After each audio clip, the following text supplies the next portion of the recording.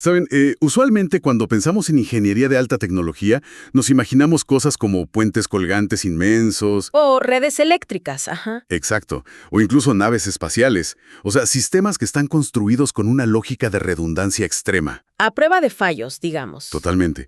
Si un cable de acero principal en un puente de suspensión llega a ceder por la presión, la estructura no colapsa en ese instante. Hay otros 3 o 4 cables secundarios ahí listos para absorber el peso. Claro, es un principio fundamental del diseño estructural. Es literalmente la ciencia de la resiliencia. Y nos da mucha tranquilidad saber que un sistema crítico no se diseña con un solo punto de fallo. Sí, pero, lo curioso es lo que pasa cuando trasladamos esa misma lógica al ámbito de las emociones humanas. Cuando hablamos del corazón, de pronto parece que olvidamos toda esa ingeniería brillante, Sí, lo tratamos como algo frágil, ¿no? como un adorno de cristal finísimo, algo súper poético, mágico, pero increíblemente delicado, como si al menor golpe se fuera a hacer añicos. Y de manera irreparable, además. Esa metáfora del cristal está muy arraigada. El corazón que se rompe y ya, deja de funcionar. Pero las fuentes que traemos para la exploración profunda de hoy vienen a desafiar esa idea desde sus cimientos. Así es, nos proponen una visión de nuestra arquitectura interior completamente distinta. Bueno, vamos a desempacar esto, porque la misión de hoy es descifrar el cuarto chakra, el centro del corazón. Pero ojo, no desde un enfoque místico vago.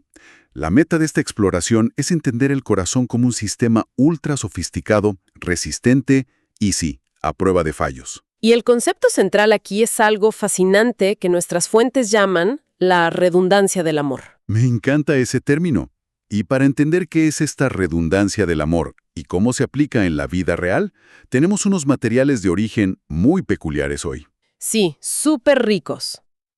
Lo fascinante aquí es cómo combinan dos lenguajes que parecerían totalmente opuestos.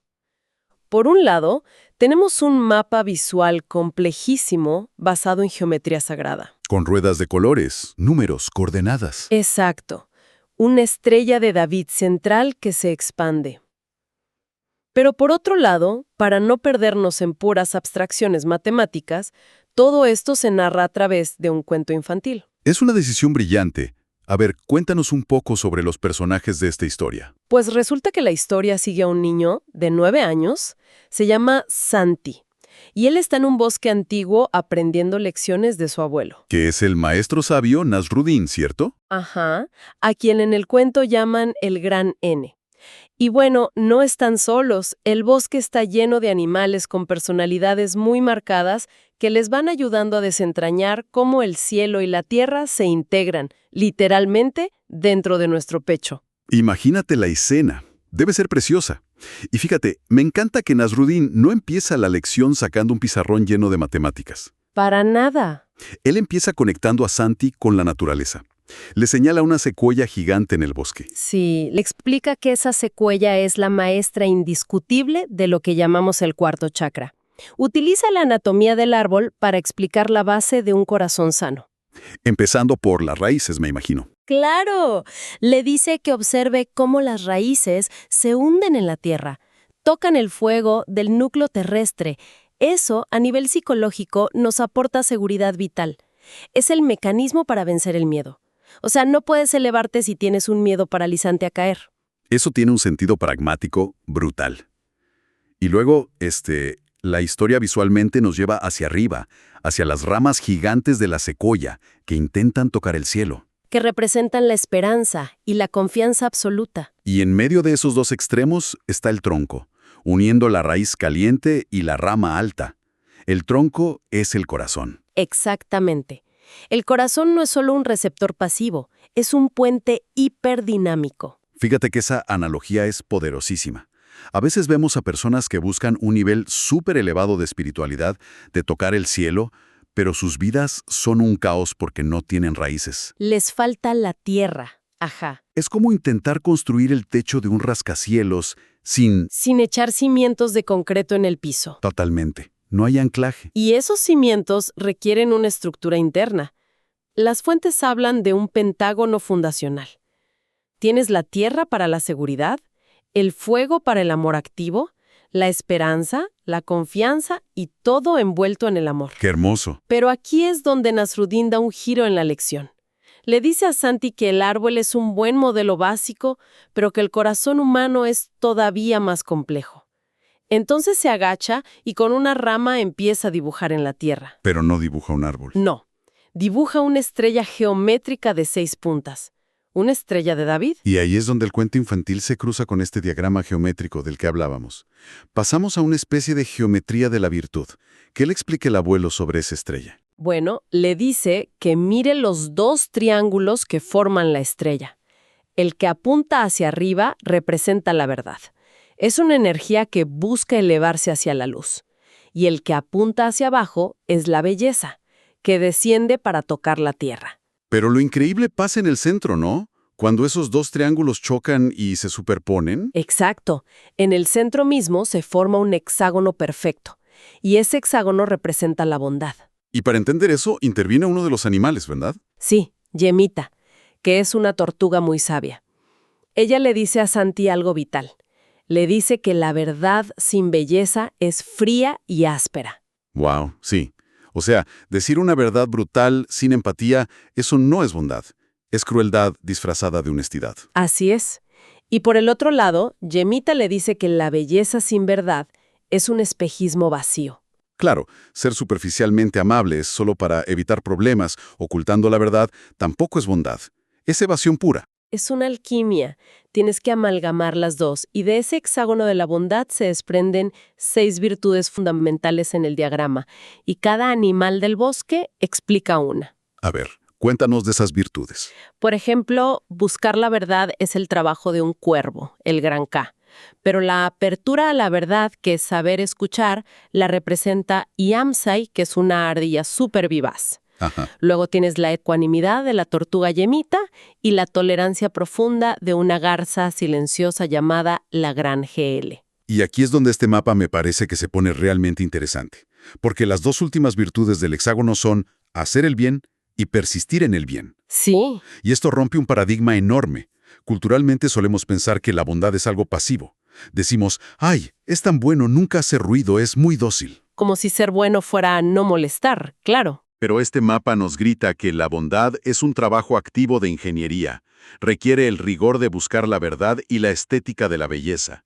Es un verbo, no es quedarse quieto. Totalmente de acuerdo. Y el texto enfatiza que estas virtudes generan tensión porque tienen que enfrentar fuerzas opuestas constantemente. El cuento llama a estas fuerzas dragones. Uy, me encanta esa metáfora. Por ejemplo, para que la ardilla tenga apertura a la verdad, debe luchar contra el dragón de la soberbia intelectual. La tortuga, para mantener su ecuanimidad, pelea a diario contra el dragón del drama. Entonces la bondad es una elección valiente en medio de una tormenta gravitacional. Pero la lección en la Tierra no acaba con esa estrella estática, ¿o sí? No, para nada. Nasruddin sigue dibujando arcos y círculos alrededor de las puntas de esa estrella. Y la figura florece. Se transforma frente a Santi en la flor de la vida. Que es un patrón geométrico súper hipnótico. Y este es el momento exacto donde la redundancia del amor entra en escena. Al expandirse, la flor de la vida revela que el corazón tiene múltiples capas protectoras concéntricas. 6 capas masivas. Y el texto aclara que no son capas anatómicas, físicas, sino equipos de trabajo del alma, ¿verdad? 6 oficios sagrados. Exactamente. Esto nos devuelve directo a la analogía de la ingeniería o de un castillo medieval. O sea, tienes el foso de Aragua, luego una muralla exterior, luego la guardia de élite. Si una defensa cae, no colapsa todo. La redundancia del amor es que el corazón no depende de una sola barrera. Si falla una capa, hay un sistema de respaldo automático. Es un modelo de resiliencia revolucionario para nuestras relaciones, la verdad. Y los animales asumen estos 6 oficios en el cuento. La tortuga Yemeta es el guardián. Ella pone límites sanos. El discernimiento claro. Ajá. El cuervo, el gran K, es el mensajero operando con honestidad compasiva. La ardilla Iamsai es el sanador, inyectando empatía. Luego la garza es el contemplativo, que sostiene el espacio en silencio. Y el niño, Santi, es el creador, que teje conexiones con belleza. Y el abuelo Nasruddin es el integrador, el que une todos los opuestos. A ver, quiero aterrizar esto con un ejemplo. Digamos que estoy teniendo una pelea terrible, un conflicto masivo con mi pareja. La tensión sube y mi capa del mensajero falla. Te cierras o empiezas a gritar. Exacto. Bajo el modelo del cristal frágil, ahí se rompe la relación y se acaba todo. Pero con este sistema redundante, ¿qué pasa? Lo que pasa es que los sistemas de respaldo detectan la falla crítica de tu mensajero. Inmediatamente entra el contemplativo. Y de pronto tienes la capacidad de guardar silencio, de no empeorar el conflicto. O entra el sanador y siento empatía al ver la cara de la otra persona. Totalmente. Estas 6 capas operan en simultáneo, cubriéndose las espaldas unas a otras para proteger la vulnerabilidad del corazón sin tener que aislarlo detrás de un muro frío. ¡Guau! Es como tener a una junta directiva experta en crisis operando dentro del pecho. Es asombroso. Y tienen muchísimo trabajo, ¿eh? Porque el mapa visual toma estos 6 grandes oficios y los subdivide en 12 trabajos vitales. Como en las mitologías antiguas, 12 tareas heroicas. Y el diseño visual que usan para explicar esto es brillante. Es una rueda de colores, como el dial de un reloj de 24 horas. Sí, con números avanzando de 2 en 2. El 2, el 4, el 6, hasta el 24. Y cada número es uno de esos 12 dones. Para no abrumar a quienes nos escuchan con toda la lista, vamos a elegir algunos. Por ejemplo, en el número 4 está el don de la firmeza. En el 8, el don de la profundidad. En el 14 está el discernimiento, súper importante hoy en día. Fundamental, esa capacidad de separar lo esencial del ruido puro. Y en el 22, este me encanta, está el don de la esperanza activa. Y ojo con activa. No es sentarse a esperar, es construir la esperanza. Pero aquí viene una advertencia monumental de Nasruddin. Le dice a Santi que en cada uno de estos 12 números, habitando justo al lado del don, hay un dragón. Uy. Por ejemplo, rondando al don de la firmeza, el 4, vive el dragón de la inseguridad. Merodeando el discernimiento, en el 14, acecha el dragón del perfeccionismo paralizante. Y Nasruddin le da una regla inquebrantable a Santi.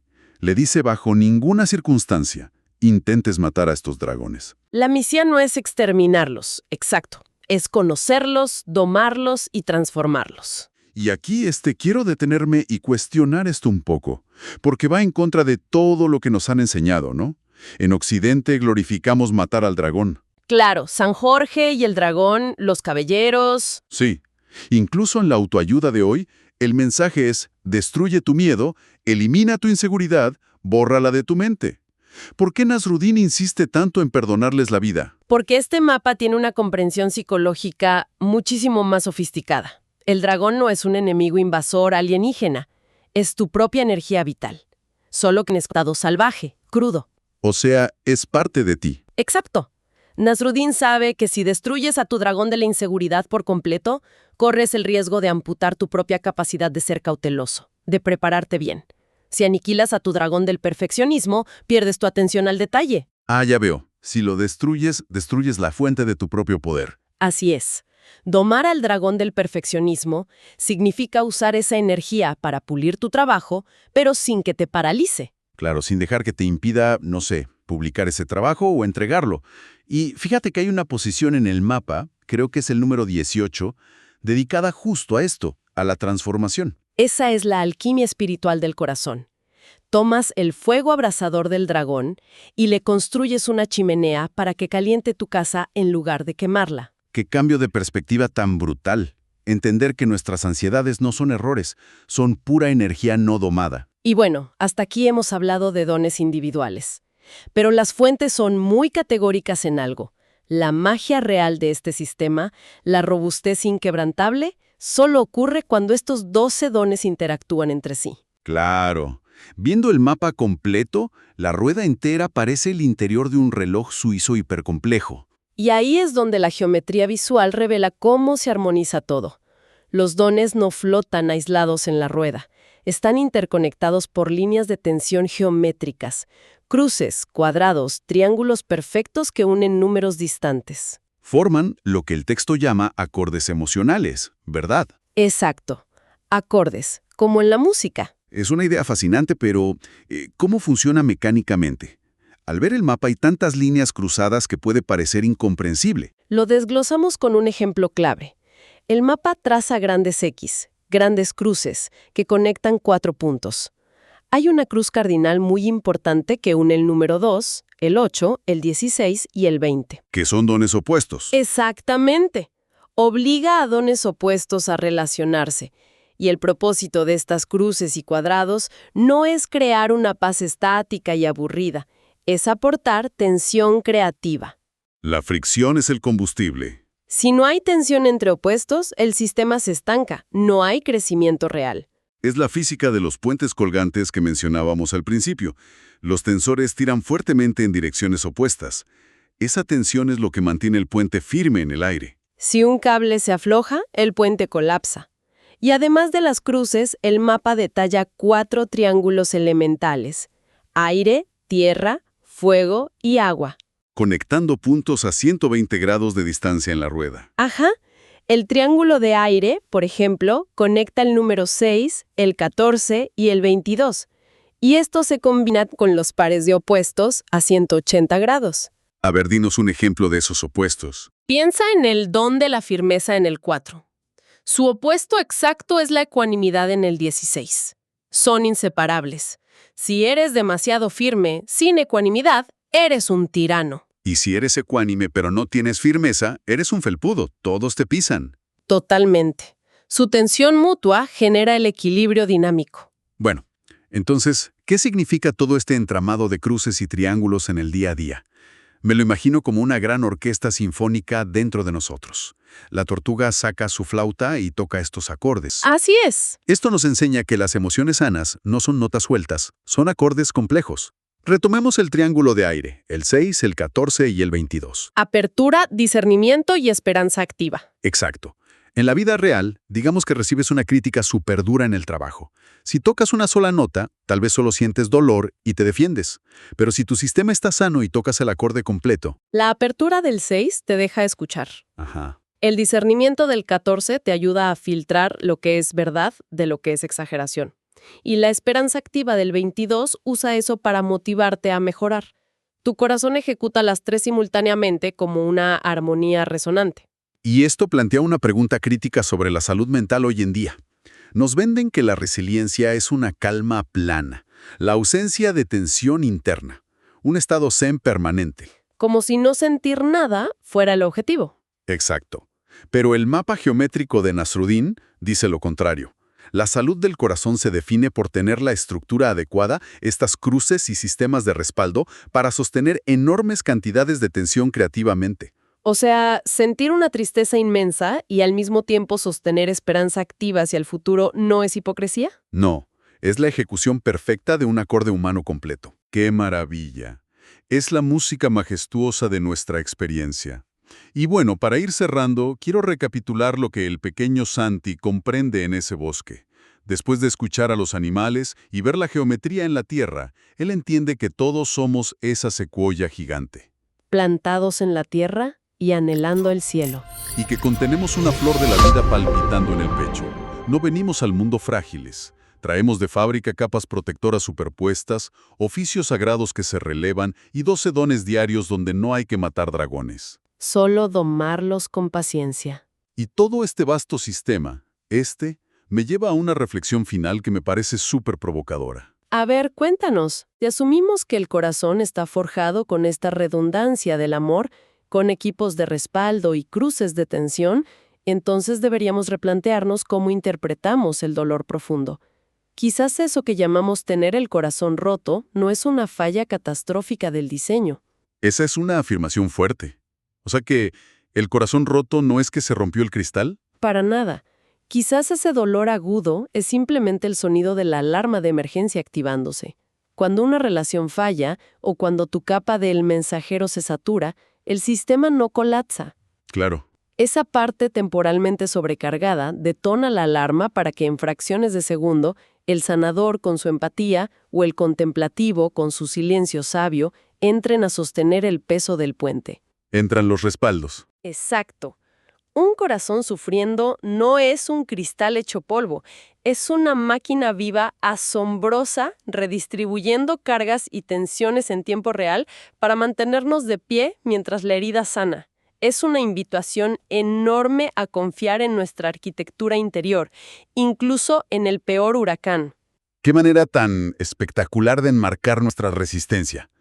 Pasamos de ver el corazón como algo delicadísimo a entenderlo como la obra de ingeniería más robusta y sofisticada del universo. Una verdadera maravilla de la redundancia. Para quienes nos han acompañado en esta exploración de hoy, una gran pregunta para llevarse a casa y reflexionar es: ¿qué oficio sagrado o capa protectora está pidiendo tomar el mando en sus vidas justo ahora? Y sobre todo, ¿a qué dragón ardiente necesitan empezar a domar con paciencia en lugar de gastar energía intentando destruirlo? Ha sido un viaje extraordinario desempacar toda esta arquitectura con ustedes. Confíen en la ingeniería inquebrantable de sus raíces, escuchen los acordes de su propia geometría interna y sigan siempre buscando el cielo. Nos encontramos en la próxima exploración profunda.